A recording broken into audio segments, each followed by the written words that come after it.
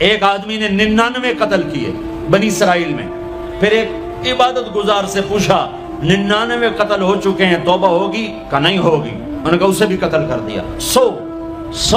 پھر ایک عالم سے پوچھا 100 قتل کیے ہیں، توبہ ہوگی؟ کہا بیٹا کیوں نہیں ہوگی، لیکن ایک شرط ہے، توبہ پکی ہو. یہ شہر گندا ہے، یہ چھوڑ دے. وہ شہر نیک لوگوں کا ہے، وہاں جا کے آباد ہو جا. معاف کہنے کہ مجھے معافی مل جائے میں ہر سے چھوڑ دوں گا. اپنا بوریا بستر اٹھایا اور چل پڑا. راستے میں موت آئی. جب موت نے جھٹکا دیا تو اس نے چھلانگ لگائی آگے کی طرف، تو وہ یوں گرا، یوں اس کے ہاتھ یوں اور پاؤں یوں گرا. تو اللہ تعالیٰ نے یہ قصہ ہم تک پہنچانے کے لیے دونوں فرشتوں کو چھٹی دے دی. جنت کا فرشتہ بھی آ گیا، دوزخ کا بھی آ گیا. دوزخ کا فرشتہ کہنے لگا ہمارا مجرم ہم لے جائیں گے. جنت کا فرشتہ ہمارا مہمان ہم لے جائیں گے. جہنم کا فرشتہ توبہ نہیں کی، ہمارا مجرم ہم لے جائیں گے. جنت کا فرشتہ ہمارا مہمان توبہ کر چکا ہے، گھر سے نکل پڑا ہے، ہم لے جائیں گے. جہنم کا فرشتہ ابھی اس بستی میں پہنچا نہیں ہے، ہمارا مجرم ہے. جنت کا فرشتہ پہنچنا ضروری نہیں ہے، نیت ضروری ہے. تو اللہ نے تیسرا فرشتہ بھیجا، جاؤ بھائی ان میں فیصلہ کرو. کیا فیصلہ کرو؟ یہ اس کی میت پڑی ہوئی ہے، یہ نیک لوگوں کی بستی ہے، یہ اس کی اپنی بستی ہے. فاصلہ ناپو، اگر اپنے گھر کے قریب ہے تو جہنم والے لے جاؤ، اگر نیک لوگوں کے گھر بستی کے قریب ہے جنت والے لے جاؤ. جیسے یہ مائک اس سائیڈ کے قریب ہے، اس سائیڈ سے دور ہے، یہ یہاں گرا پڑا پانی، یہ یہاں گرا پڑا تھا، گھر کے قریب تھا اور نیک لوگوں کی بستی سے دور تھا. جب ناپنے لگے تو اللہ نے ادھر کی زمین کو کہا سکڑ جا، اور گھر کی طرف کی زمین کو کہا پھیل جا. جب پیمائش ہوئی تو اپنے گاؤں سے دور اور نیک لوگوں کے گاؤں کے قریب ہو گیا.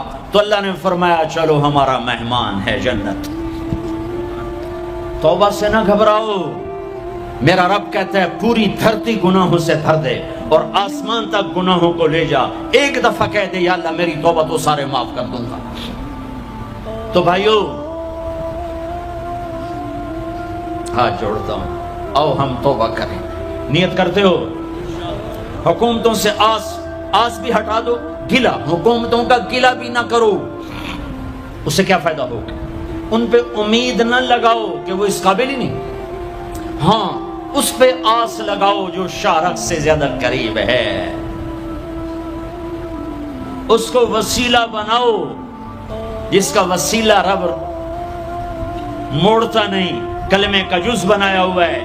معراج پہ جب آپ گئے تو آپ نے پوچھا یا اللہ ابراہیم آپ کے خلیل، موسیٰ آپ کے کلیم، داؤد کے لیے لوہا نرم، سلیمان کے لیے ہوا تابع اور عیسیٰ کے لیے مردہ زندہ، تو میرے لیے کیا ہے؟ تو اللہ تعالیٰ نے فرمایا اولیس قد آتیتک افضل من ذلک کلہ، اے میرے حبیب تیرے لیے سب سے اعلیٰ، سب سے اعلیٰ، سب سے اعلیٰ کیا؟ یا اللہ کیا؟ کہ وہ یہ ہے کہ اللہ ذکرت الا ذکرت معی، قیامت تک تیرا میرا نام اکٹھا رہے گا، جدا نہیں ہو سکتا.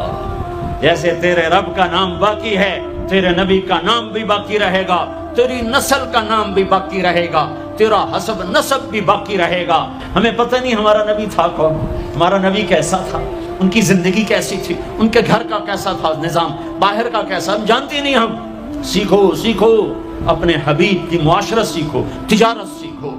آپ طاقت میں آئے تو آپ نے کیا کیا، آپ تاجر بن کے آئے تو آپ نے کیا کیا، آپ خامن بنے تو آپ نے کیا کیا، آپ باپ بنے تو آپ نے کیا کیا، آپ جنگ میں آئے تو آپ نے کیا کیا، آپ نے ہتھیار اٹھائے تو آپ نے کیا کیا، آپ نے صلح کی تو آپ نے کیا کیا، آپ مسلح پر آئے تو آپ نے کیا کیا، آپ کی رات آئی تو آپ نے کیا کیا.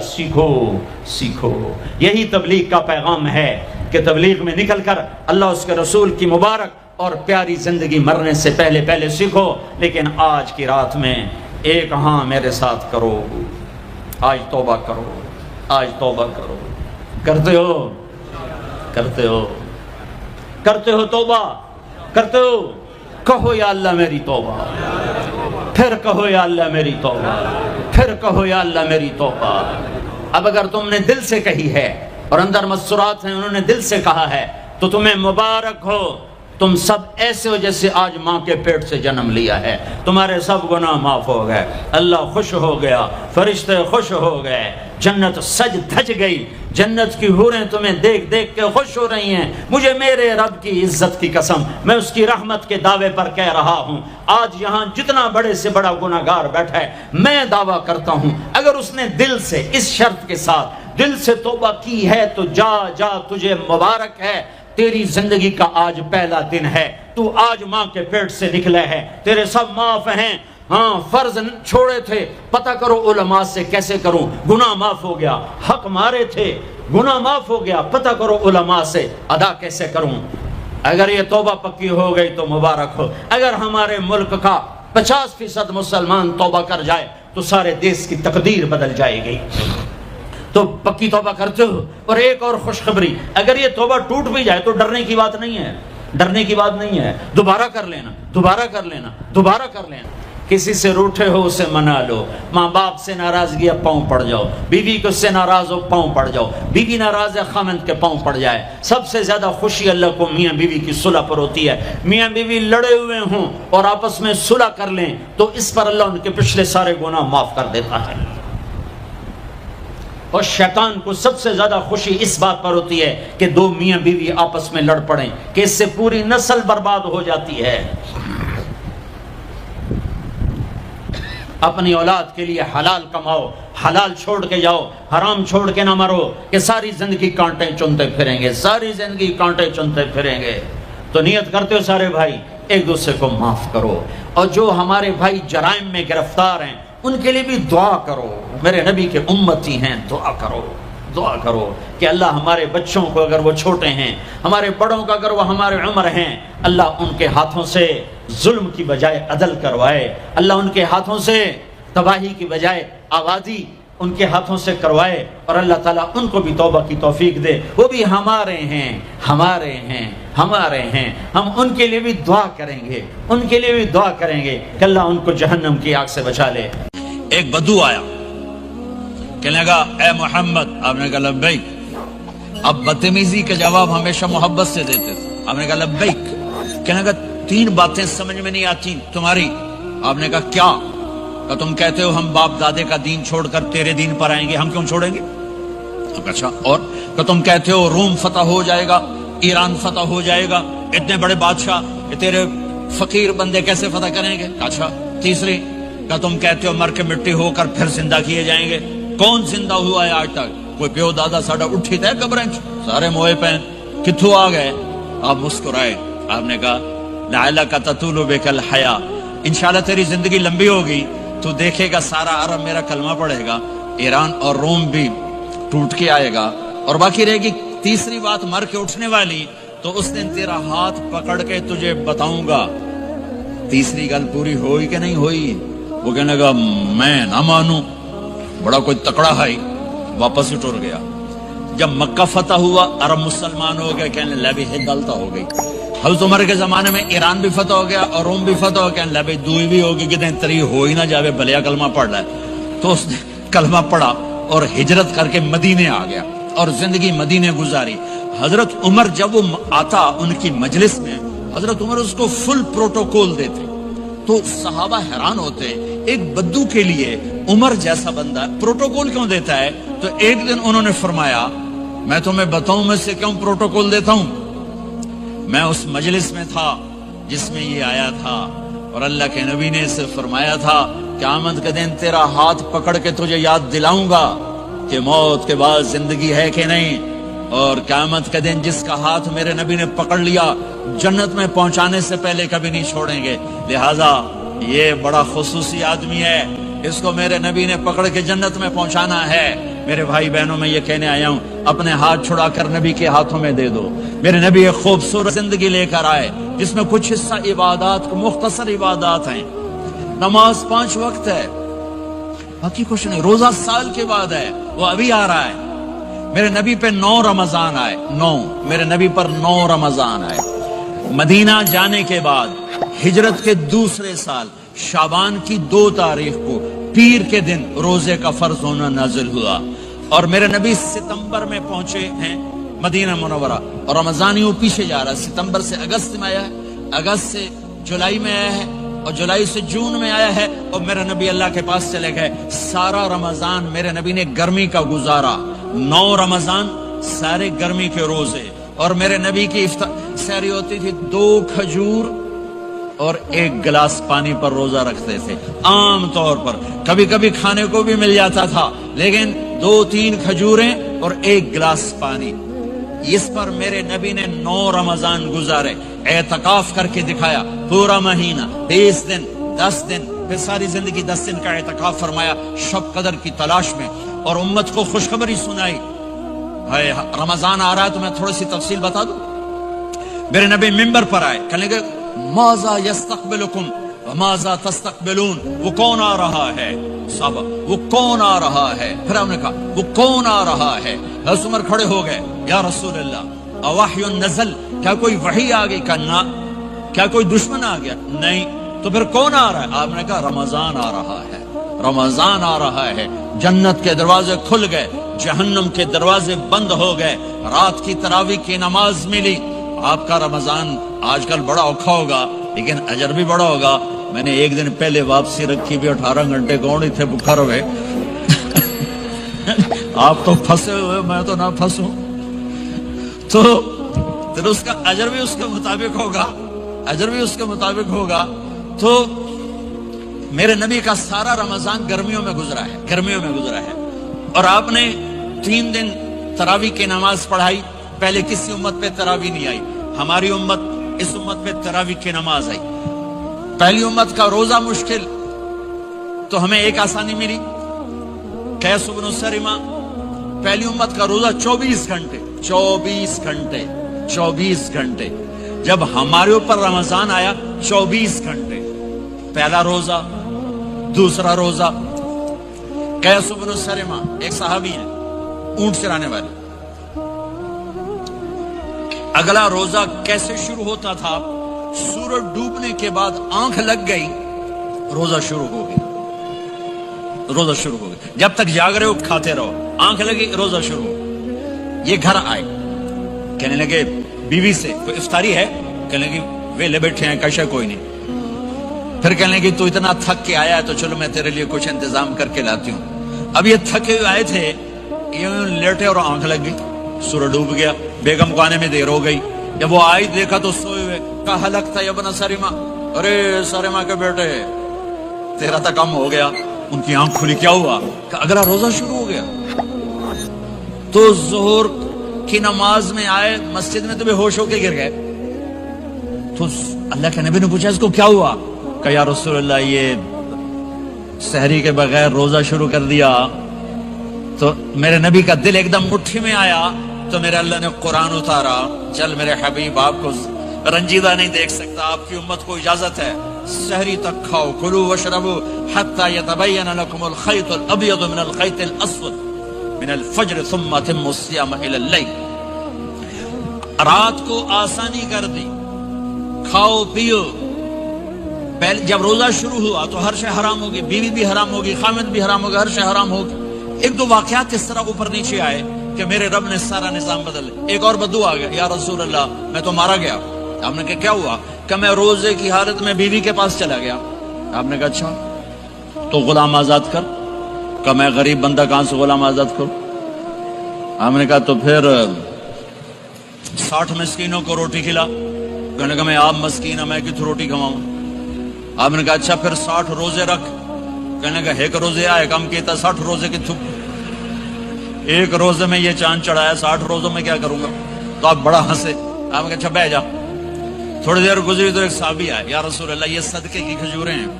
تو آپ نے او بھائی کتنے ہیں؟ جی بیٹھا کیوں رہا، یہ لے جا اور مدینے کے 60 غریبوں کو دے دے. وہ کہنے لگا یا رسول اللہ اللہ کی قسم مدینے میں مجھ سے بڑا غریب کوئی نہیں، تسی نہیں کرو، میرا جرمانہ مینوں ہی حلال کرو.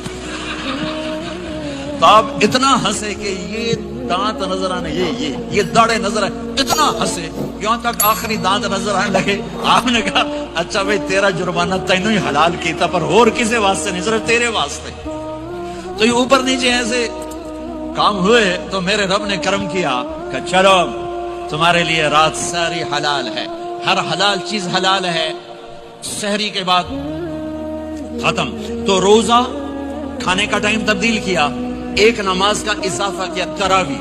وہ چونکہ مشکل ہوتی ہے تو اللہ نے اجر بڑھا دیا. میرے نبی نے خوشخبری سنائی, میری بات دھیان سے سننا, رمضان آنے والا ہے, تراوی آنے والی. تراوی کے ہر سجدے پر 1500 نیکی, 1500 نیکی. یہاں کی سب سے بڑی مسجد کون سی ہے؟ جامع اسلامیہ حسنہ کی مسجد والے. 1500 نیکی آپ کو سمجھ میں نہیں آئے گی. ایک چھوٹا سا اشتہار لگا دیں, جو ہماری مسجد میں تراوی پڑے گا اس کو $15 ملیں گے, ہر سجدے پہ $15. اگلے دن تسی دادیاں بھی چاہ کے لے جاؤ, دادیاں تے تہاڈی لڑائی شروع ہو جاؤ, اما تو میرے نال ٹر, دادی تو میرے نال ٹر. میرے نبی کی خوشخبری, 1500 نیکی, 3 سیکنڈ کا سجدہ. ہر سجدے پر جنت میں صوف یاقوت کا ایک محل, جس کے 60,000 سونے چاندی کے دروازے. تسی ایک گھر لے کے ساری زندگی قرضے لائی رکھ دے ہو نہیں. ایک سجدے پر, ایک سجدے پر, ایک سجدے پر جنت میں اتنا بڑا گھر کہ 60,000 سونے چاندی کے دروازے. ہر سجدے پر جنت میں ایک درخت سونے چاندی کا جس کا نیچے 100 سال گھوڑا دوڑ سکے. ایک روزہ, ایک روزہ. رمضان کا کبھی سوچا رمضان کا مطلب کیا ہے؟ رمضان کو رمضان کیوں کہتے ہیں؟ اللہ نے 11 مہینوں کے نام عربوں سے رکھوائے, اور روز سب سے آخری جنتی کو اللہ تعالیٰ بڑے مزے سے نکالے گا جنت. اسے ایک اعلیٰ درجہ دینا ہے, جو اس کا سٹیٹس ہے, اس سب سے آخری جنت. تو اس کو اللہ تعالیٰ جہنم پر لائے گا, پیچھے کمر جلے گی, آگے جسم محفوظ. تو اس کے دل میں اللہ سوال پیدا کرے گا, یا اللہ کہ مجھے جہنم سے تھوڑا باہر نکال دے, تیری بڑی مہربانی. تو اللہ کہے گا اور کچھ پھر مانگو گے؟ کہ نہیں, بالکل نہیں مانگتا ہوں. تو اللہ اس کو جہنم سے باہر نکال دے. تو آگے تھوڑی سی جنت دکھا دے گا. اب آدمی کی حرص و حوث تو ختم ہو نہیں سکتی. تھوڑی دیر بعد کہے گا یا اللہ وہ چھوٹی سی جنت مجھے دے دے, تیری بڑی مہربانی. تو اللہ کہے گا پھر اور تو نہیں مانگے گا؟ کہ نہیں, بالکل تیری عزت کی قسم نہیں مانگتا ہوں. تو اللہ وہاں پہنچا دے. تھوڑی دیر کے بعد ایک اور اس کو درجہ دکھا دے.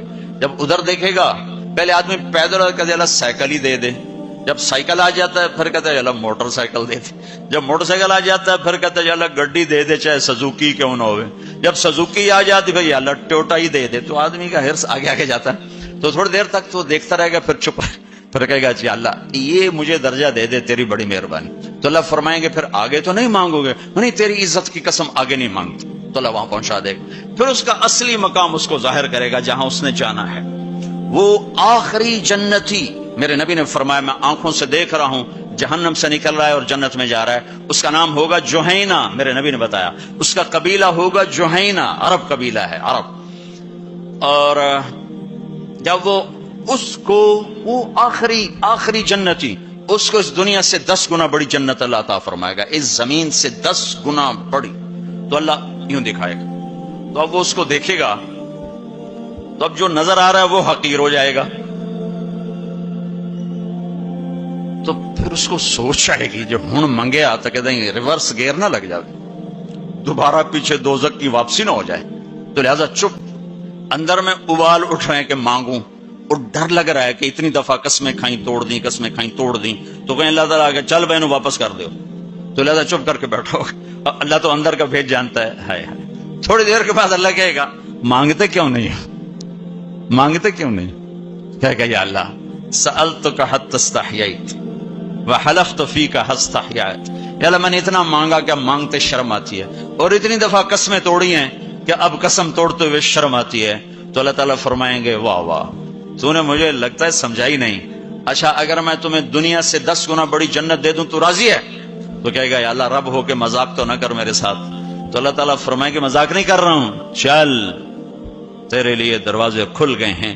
تو اللہ واحد شہنشاہ ہے, مانگو تو خوش ہوتے, نہ مانگو تو ناراض ہوتے, اور جتنا مانگو اتنا خوش ہوتے. بعض لوگ اشکال کرتے ہیں کہ یہ اتنے نیک آدمی ہیں, یہ دعائیں مانگ مانگ کے تھک گئے, ان کی قبول ہی نہیں ہو رہی, اور یہ فلاں آدمی ایسا ہے کہ وہ ایک کام سیدھا نہیں, دعا کرتا ہے قبول ہو جاتی. تو میرے نبی نے فرمایا کہ ایک اللہ کے تعلق والا بندہ یا بندی اپنی ضرورت میں اٹکا ہوا ہے اور اللہ سے مانگ رہا ہے اور رو رہا ہے، اوپر سے دروازہ نہیں کھل رہا ہے، کہتا پتہ نہیں کیا ناراضگی ہو گئی ہے، حتیٰ کہ فرشتے سفارش کرتے ہیں کہ یا اللہ یہ اتنے دیر سے بیچاری رو رہی ہے، یہ اتنے دیر سے رو رہا ہے، یا اللہ اس کا کام کر دے. تو اللہ تعالیٰ فرماتے احب ان اسمع حنینہ، مجھے اس کا رونا بڑا پیارا لگ رہا ہے، میں چاہتا ہوں کچھ اور رو لے. دے دیا تو پھر کیا رونا، لہذا میں چاہتا ہوں تھوڑا یہ رو لے، اس لیے لیٹ ہو رہا ہے، اس لیے لیٹ نہیں ہو رہا کہ میں ناراض ہوں. تو اللہ تعالیٰ کے مختلف اپنے بندوں کے ساتھ معاملات ہیں. تو حج میرے بھائیو بہنوں، وَلِلَّهِ عَلَى النَّاسِ حِجُّ الْبَيْتِ مَنِ اسْتَطَاعَ إِلَيْهِ سَبِيلًا. آؤ بھائی آؤ، اپنے رب کی ملاقات کے لیے آؤ، سارے آؤ، ایمان لے کر آؤ. کافر کلمہ پڑھ لو اور کلمے والے تیاری کر لو. پھر آگے نرمی کر دی، اچھا بھائی جو آ سکتا ہے وہ تو ضرور آئے. اس پیشکش میں اتنی محبت تھی کہ سننے والے کو یہ شک پڑ سکتا تھا کہ لگتا ہے اللہ کو ہمارے حج کی ضرورت پڑ گئی ہے، تو پھر ومن کفر، نہیں آؤ گے نا. یہاں کفر سے مراد کافر ہونا نہیں، ومن کفر، جو حج پہ نہیں آتا فإن اللہ لغنی عن العالمین، تو مجھے صرف تمہاری نہیں، مجھے تو کل کائنات کی پرواہ کوئی نہیں، تم نہیں آؤ گے تو کیا ہو جائے گا. تو آخر میں اپنے ذات کو صاف کیا ہے اور شروع میں اپنی محبت کا اظہار کیا ہے. تو بھائیو بہنوں یہ نیت کر کے جاؤ کہ واپس والی زندگی وہ نہیں ہوگی جو پہلے تھی، وہ نہیں ہوگی جو پہلے تھی. تو اللہ کی ملاقات اس طرح ہو کہ ماضی اور حال اور ہو جائیں اور مستقبل اور ہو جائے، تو گویا ہم اللہ کی بارگاہ میں اپنی مہر لگوا کے آ گئے. یہ اسلام کا عبادت کا پہلو ہے. یہ عبادت کا پہلو اس وقت مکمل ہوگا جب اس کے ساتھ اخلاق کا پہلو جڑے گا، وہ ہے لوگوں کے حقوق ادا کر. سب سے انشاءاللہ وہ میں اللہ کے نبی کا خطبہ پڑھ کے سناؤں گا عرفات میں. 3 دن آپ نے تقریر فرمائی، تینوں دن ایک ہی جگہ سے بیان شروع کیا. لوگوں تمہاری عزتیں، تمہارے جان، تمہارے مال ایک دوسرے کے لیے حرام ہو گئے. کسی کی عزت پہ، کسی کے مال پہ، کسی کی جان پہ ہاتھ نہ ڈالنا. اور آخری جملہ ہے لا ترجعوا بعدی کفارا یضرب بعضکم رقاب بعض، دیکھو میرے بعد کافر نہ ہو جانا کہ ایک دوسرے کے گلے کاٹتے پھر رہے ہو. ایک دوسرے کے گلے کاٹتے پھرنا گویا میرے نبی کی نظر میں کافر ہو جانا ہے. یہ آخری جملہ تھا. اور پھر ایک اور آخر لا تسودوا وجہی یوم القیامہ، دیکھو مجھے قیامت کا دن تمہاری وجہ سے شرمندہ نہ ہونا پڑے، مجھے شرمندہ ہونے سے بچانا. یہ آپ کے خطبات کے آخری الفاظ ہیں. تو ایک تو اس کی تفصیل حج کیسے کرنا، وہ کتابیں موجود ہیں، سارے کچھ چھوٹے چھوٹے پمفلٹ موجود ہیں، آپ آسانی سے اس کو فالو کر سکتے ہیں. اور اگر اس میں کوئی اونچ نیچ ہو جاتی ہے تو مینا بکروں سے بھرا پڑا، 1 بکرا دے دو، 2 دے دو، 4 دے دو، 5 دے دو، جتنے مرضی دے دو، وہ ہو جائے گا. تو جب تم اتنے پیسے خرچ کر کے جا رہے ہو تو میرے نبی سے پوچھا گیا یا رسول اللہ سب سے بہترین حج کیا ہے؟ الحج والثج، سب سے بہترین حج ہے لبیک کہنا زور زور سے اور قربانی کرنا اپنی وسعت کے حساب سے، خون بہانا، قربانی کرنا. ہمارے نبی اگر اپنی طرف سے قربانی کرتے تو 1 بکرا ذبح کر دیتے، 1 دمبا ذبح کر دیتے، 1 مینڈا چھترا. ساری زندگی ہمارے نبی عید قربان پر 2 قربانیاں کرتے تھے، 2 چھترے، 1 اپنی طرف سے کرتے تھے اور 1 امت کی طرف سے کرتے تھے، ساری 2. لیکن جب آپ نے حج کیا تو آپ نے کتنی قربانیاں فرمائیں؟ آپ کی عمر مبارک 63 سال تھی، تو آپ اور حضرت علی کے اونٹ مشترکہ مل کر 100 تھے. 100 تو وہ 100 اونٹ میں سے آپ نے 63 اونٹ الگ کروا لیا، ہر سال کا 1 اونٹ، اور 1 اونٹ میں 7 قربانیاں ہوتی ہیں، 1 میں 7 ہوتی ہیں. پھر ان میں سے 5 کو الگ کیا، 5 میں سے 1 کو سامنے لایا گیا اور اس کو کھڑا کر کے آپ نے ذبح کیا، کھڑا اس کے یہاں یوں برچھا مارا. تو یہاں تو جانور ہو، بکرا ہو، اونٹ ہو، جب اس کو برچھا لگتا ہے تو وہ شور مچاتا ہے، کرتا ہے. لیکن جب وہ اس اونٹ کو لگا نبی کے ہاتھ سے برچھا تو اس کی خوشی سے ہائے نکلی. اور پیچھے جو اونٹ کھڑے تھے ان میں جنگ شروع ہو گئی، ہر اونٹ رسی توڑ کے آگے بڑھ کے ذبح ہونے کی کوشش کر رہا تھا کہ کہیں میں پیچھے نہ رہ جاؤں، میں پہلے ذبح ہو جاؤں، میں پہلے ذبح نہ شود نصیب دشمن کہ شود ہلاک تیغت سر دوستاں سلامت کے تو خنجر آزمائی ہم آہوں آنے سہرا سر خود نہاد برکف با امید آن کے روزے بشکار خواہی آمد کہ آج سارے جنگل کے ہرنوں کو انتظار ہے کہ آج ہمارا محبوب شکار کرنے آ رہا ہے، تو ہر ہرن گردن جھکا کے کھڑا ہے کہ میں ذبح ہو جاؤں، میں ذبح ہو جاؤں، میں ذبح ہو جاؤں۔ تو یہ شعر میرے نبی پہ فٹ آتا ہے کہ سارے اونٹوں میں جنگ شروع ہو گئی اور ہر ایک کا زور تھا میں ذبح ہو جاؤں، میں ذبح ہو جاؤں۔ آپ نے 63 اونٹ ذبح فرمائے اور برشا پھینک دیا، اور اپنی بیویوں کا حصہ اس میں نہیں رکھا، بیویوں کے لیے الگ قربانی کی، بیویوں بیگمات کے لیے الگ قربانی کی، اور اپنے 63 اور 7 ہر اونٹ میں، اور پھر یہاں تک فرمایا کہ علی جو گوشت بنائے اس کو مزدوری گوشت میں سے نہیں دینی، میں الگ سے دوں گا، اس کا ہر ٹکڑا اللہ کے نام پہ جانا چاہیے۔ گوشت میں سے مزدوری بھی نہیں دی، الگ سے مزدوری دی، اور پھر فرمایا کہ آؤ بھائی جو لے جانا چاہتا ہے لے جائے۔ پھر فرمایا حضرت علی سے کہا ایک ایک بوٹی سارے اونٹوں سے لے لو اور ایک دیگ چڑھا دو، تو وہ ایک ایک بوٹی سارے اونٹوں سے لے کر دیگ چڑھائی، پھر آپ نے اس کے پکنے کا انتظار کیا، جب وہ تیار ہو گئی تو پھر آپ نے حضرت علی نے چند اور صحابہ نے مل کر اس کا گوشت کھایا، شوربہ پیا، اور پھر اس کے بعد آپ طواف زیارت کے لیے تشریف لے گئے۔ تو آپ مالدار لوگوں قربانی کرنا دل کھول کے، ماڑے ماڑے جانور نہ تلاش کرنا، بھائی سستا کڑا لبدا ہے، اللہ کے نام پہ لگانا، جھگی پھونک تماشا ویک ہماری پنجابی کی مثال ہے، لگا تو صحیح پھر دیکھ آتا کیسے ہے واپس۔ ایک صحابی ہیں ابو الدحداح، ایک آیت اتری من ذا الذی یقرض اللہ قرضا حسنا یضاعف له اضعافا کثیرا، تو وہ ایک انصاری صحابی نے آیت سنی، وہ بھاگے ابو الدحداح، ارے آج عجب آیت آئی ہے، کیا کہ اللہ کہہ رہا کوئی ہے مجھے قرضہ دے میں واپس کروں کئی گناہ کر کے۔ تو ابو الدحداح آئے دوڑے یا رسول اللہ کیا اللہ نے یہ کہا ہے کہ مجھے قرضہ دو میں واپس کروں؟ کہا یا رسول اللہ اللہ کو کیا ضرورت قرضہ مانگنے کی، کہ اللہ چاہتا ہے اس کے بدلے اللہ تمہیں جنت دے۔ کہا اچھا اگر میں اللہ کے نام پہ دوں تو آپ وعدہ کرتے ہیں میری جنت کا؟ ہاں وعدہ۔ کہ میری بیوی کی جنت کا؟ کہاں وعدہ۔ کہ میرے بچوں کی جنت کا؟ کہا ابو دحداح تو زیادہ ہی مانگتا جا رہا ہے، پر تیرے بچوں کا بھی؟ کہا یا رسول اللہ ہاتھ بڑھائیں، میرے 2 باغ ہیں دونوں اللہ کے نام پہ صدقہ۔ ہم کہا نہیں ایک دے دو، ایک رکھ لو، ایک بچوں کے لیے رکھو، ایک اللہ کے نام پہ دو۔ کہا اچھا پھر میرا وہ باغ جس میں 600 کھجوریں ہیں وہ میں نے اللہ کو دے دیا۔ ہم کہا ٹھیک ہے جا تو تیرے بچے تیری بیوی جاؤ جنت۔ انہوں نے وہاں سے دوڑ لگائی اور باغ میں نہیں گئے، باہر کھڑے ہو گئے کہ کہیں اندر جا کے نیت نہ بدل جائے، جیسے یعنی لوگ سودے سے پھرتے ہیں، دوڑم سارے لٹو بنے ہوئے، 4 پیسے اوپر گیا سودے سے پھر گئے، 4 پیسے نیچے گیا سودے سے پھر گئے، جیسے ایمان اور زبان کا بول کوئی چیز ہی نہیں۔ پیسہ ہی خدا بناؤں بھائی، پیسے کے پیچھے ایمان بھی بک رہا ہے، عزت بھی بک رہی ہے، غیرت بھی بک رہی ہے۔ میرے نبی نے فرمایا میرا امتی ہر گناہ کر سکتا ہے، ایک جھوٹ نہیں بول سکتا، ایک دھوکہ نہیں دے سکتا۔ سارا کراچی جھوٹ اور دھوکے کا، کراچی نہیں میرا ملتان لے لو، لاہور، سندھ، بلوچستان لے لو، سرحد لے لو، جھوٹ جھوٹ جھوٹ، دھوکا دھوکا دھوکا۔ میرا امتی ہر گناہ کر سکتا ہے، جھوٹ نہیں بول سکتا، دھوکا نہیں دے سکتا۔ ساری تجارت سارا سب کچھ اس پہ آ چکا۔